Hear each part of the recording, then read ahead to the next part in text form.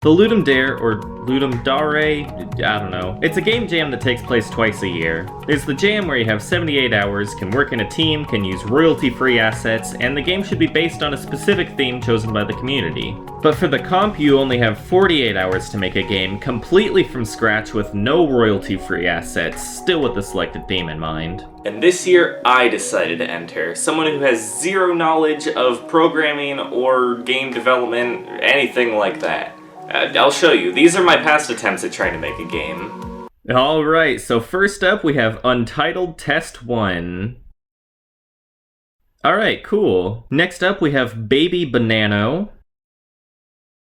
Awesome. There's some stuff from 2014 too, but we don't need to talk about those. So why would someone whose only game-making experience is Baby Banano enter the Ludum Dare? Because it would be funny. I decided to make it harder on myself and enter the comp, where I would need to make every single part of the game myself and would only have 2 days to make my little joke game. Why? Because it would be funny. And I was actually working at my job for most of the 48 hours, so every single minute that wasn't spent at work, I was working on my stupid little game. Why would I do this to myself? Because it would be funny. The theme chosen was Deeper and Deeper. My mind instantly jumped to finding bugs underground for some reason. I began drawing a spider and started to brainstorm. The only thing I knew how to do in Game Maker was make an object that, when clicked, would take you to another room. So I decided to make big pieces of artwork, each one taking place deeper underground, and you'd have to find the spider hidden in the picture. Like a Where's Waldo, but worse. With my spider finished, I decided to get to work on the only other thing I knew how to do in Game Maker, which was make a full screen button.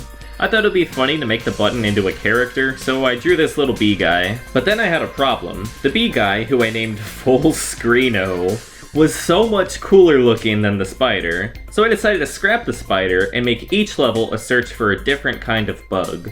I spent the next hour or so coming up with a handful of designs for bugs, thinking of unique ways they might be able to blend into their environment.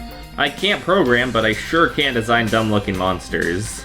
I was putting all of my work into just the bug designs so they could hopefully carry the non-existent gameplay. But then, while I was drawing bugs, I came up with an even better idea. Instead of each level being a flat image just looking for a bug, what if the bugs could move? This took a lot of figuring out, but I managed to make an object that would float around the screen, and I made a couple of extra objects that would float around with them, so there was a little more to it. I didn't fully understand what the numbers I was putting in were doing, but I made the numbers go higher for each level. That would probably make it more difficult, I don't know.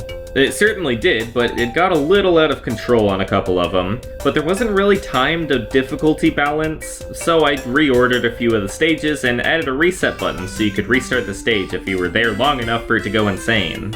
Finally, my stupid little bug game was coming together. I put together some backgrounds, some stuff on the side of the screen. It was going good, but then I remembered something. Oh yeah, I need to make audio for this. Music was going to be tricky, so I went for the sound effects first. I didn't want it to just go to the next stage. It needed a sound that made it obvious that you did it. I looked to the classic platform racing yay sound effect for inspiration. I recorded a few lines of myself yaying, turned up the pitch, and put them all over each other so it sounded like a group of bugs cheering you on. And I thought it would be funny to have them make fun of you for restarting the level too. Well, there's no more putting it off, the game needs music. I could have used some program to compose something digitally, but I wanted the game to feature live recorded music. I combined the greatest sounds known to humanity: harmonica, guitar, Donkey Kong bongos, Donkey Kong shot glasses, dice, a balloon, various cat toys, and a cymbal monkey. And then I put all of them over each other to create the perfect song for the perfect game.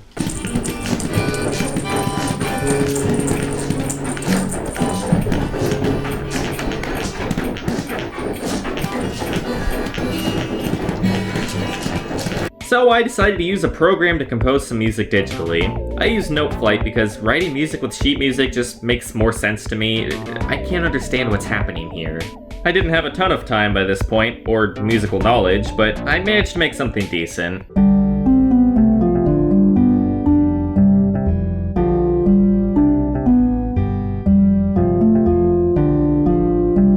I added the last touches. A basic story where a wizard sends you down a hole to gather bugs, and I made sure to include that song at the end screen, I couldn't just leave that out. I had a couple of ideas for titles, but I decided on BugDive in the end. I was this close to choosing Haha Bugs and calling it a day. I had a little extra time, so I made a gallery with information about each bug. Have you seen the gameplay? Yeah, BugDive desperately needed anything it could get. And with that, this is what I submitted to Ludum Dare 48. Alright, welcome to BugDive. Alright, let's play. Click to start. Alright, so you gotta click on the bug, and then they yay at you. I will say this is much harder with a laptop trackpad and not a mouse, which is what I tested the whole game with. So yeah, it's pretty easy, as you can see. You click on bugs. They always start in the same place, so if you've played it before, you know exactly where the bugs are going to be the next time you play. Oh, this one is where people get stuck. This level right here is the only reason I added the reset button, because that just goes insane, and I didn't have time to fix it. Okay. This is so hard without a mouse. Why did I not get a mouse for this game? Oh no. Oh, please. I need the bug. Come on. Failing at my... Okay, there we go. One more of these guys. Alright, yay! And then this one is really easy compared to the one right before. Honestly, this one is much easier than that one. See, I say... Okay, there we go! We did it! We beat BugDive, guys. Stupid. As I waited throughout the next month for the results to come in, I spent that time playing and giving scores out to the other submissions. There were a lot of really incredible games submitted, a lot of really cool and creative takes on the theme. Some of these games are just really good, like you wouldn't expect them to have been made in 2 days by one person. And then, on May 18th, the results were in. There were 3,866 games entered, with 1,145 of them being for the compo, the one that I entered. BugDive honestly scored much higher than I expected it to in every category, but look at this. It placed 42nd in humor. I cannot believe it, but because it would be funny, actually paid off in the end. You know, I actually learned a lot from BugDive. I went into this project knowing next to nothing about making a game, and I came out knowing a little bit more than nothing. So I'm excited for my future endeavors in game development. So what is next for me? Alright, time to milk this game for all it's worth. BugDive's coming to Steam for $60, throw in some new bugs, throw in a scene creator mode or something. I don't know, who cares, it's money time!